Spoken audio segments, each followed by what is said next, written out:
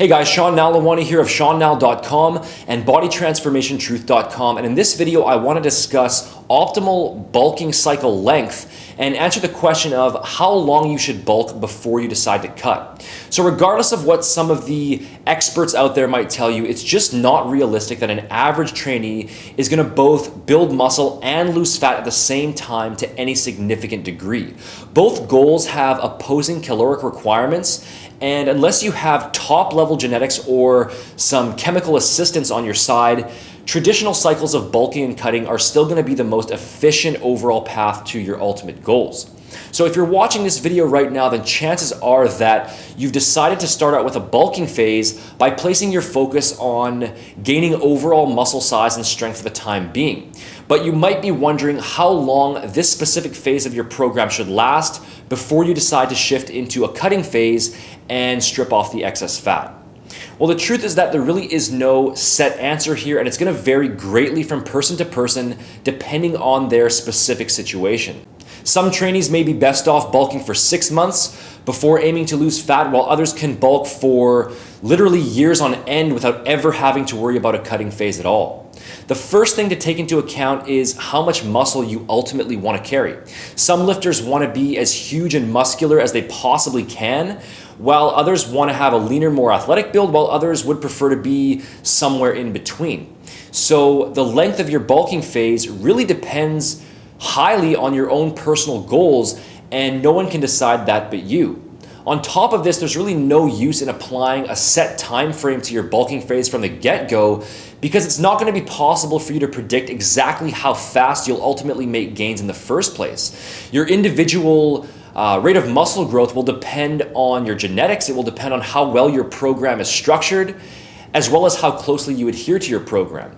Around half a pound of lean body weight per week is a reasonable guideline for most average beginners, but this is still just a rough estimate.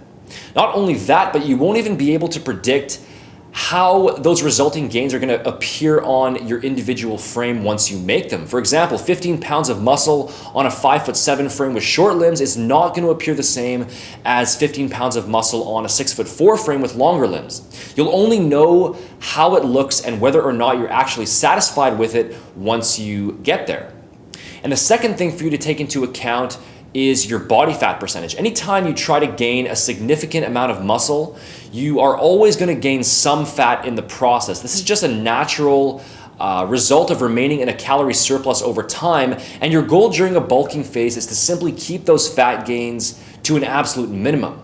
And this is best accomplished by maintaining only a small, well-controlled calorie surplus of around 15% above your maintenance level, by ensuring that you're employing a properly structured weight training routine, and by including some additional cardio exercise in your program to keep fat gains at bay.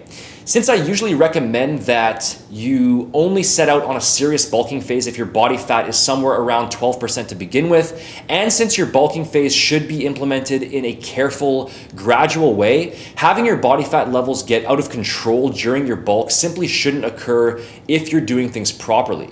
That said, if things do happen to go off course, or if you simply end up with an amount of body fat that you're really not comfortable with, that's probably a cue that it's time for you to shift out of your bulking phase and into a fat loss phase. However, you still won't be able to predict this right from the get-go. So the bottom line here is that your best bet is to simply take it week by week, carefully monitor your progress, and then simply shift into fat loss mode when or if it becomes necessary. To set out from the get-go and explicitly say that you're going to bulk for 4 months and then cut for 2 months, or that you're going to bulk for 1 year and then cut for 3 months probably isn't going to do you any real good, as there are far too many unpredictable factors at play. Just continue your bulking phase until you reach a level of muscular development that you are happy with, or until your body fat levels reach a level that you aren't comfortable with and you want to reduce. Just make sure that you stay in your bulking phase long enough to truly make some solid, measurable progress before you decide to cut, because you definitely don't want to be one of those guys who constantly goes back and forth between both phases every few weeks and after a year still hasn't made any real progress in either direction.